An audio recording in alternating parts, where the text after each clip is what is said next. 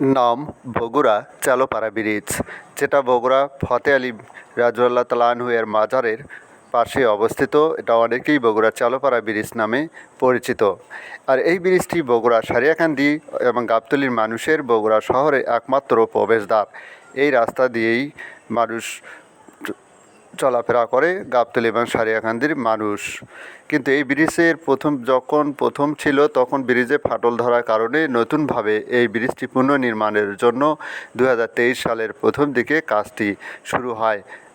ব্রিজের কাজ প্রথম দিকে শুরু হওয়ার সময় ব্রিজের ভাঙ্গার কাজটি খুব দ্রুত গতিতে চললেও কিন্তু ব্রিজ নির্মাণের কাজটি খুব ধীর গতিতে চলছে।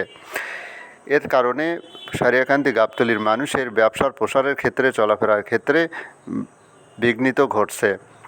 অনেকে ধারণা করছেন তারা যে কাঁচামাল এবং ভারী ফসল নিয়ে উক্ত ব্রিজের ওপর দিয়ে বগুড়া শহরে প্রবেশ করত, সেদিক দিয়ে আসার হচ্ছে না বলে অন্য পথে তারা যাত্রা করার কারণে তাদের খরচা অনেক বৃদ্ধি পেয়েছে। যার কারণে দ্রুত ব্রিজটি নির্মাণের জন্য তারা মনোভাব প্রকাশ করেছেন। কিন্তু প্রশাসনিকভাবে বলা হয়নি যে কবে নাগাদ এই ব্রিজের কাজটি সম্পূর্ণ হবে, কোন ইজারাদারি বা এই ব্রিজের কাজটি শুরু করেছে।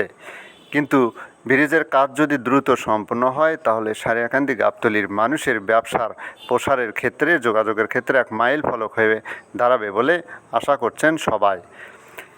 আশেপাশের মানুষ, প্রতিবেশী এবং পথচারী সবার মনের ভাব থেকে একটা কথাই জানা যায়, ব্রিজের কাজ যত দ্রুত হওয়ার কথা কিন্তু তত দ্রুত হচ্ছে না, কাজটি খুব ঢিলেঢালাভাবে চলছে, তাতে সবারই সমস্যা হচ্ছে। তাই ব্রিজের কাজটি খুব দ্রুত সম্পন্ন হওয়ার জন্য প্রশাসনিকভাবে অনুরোধ করেছেন সাধারণ মানুষ।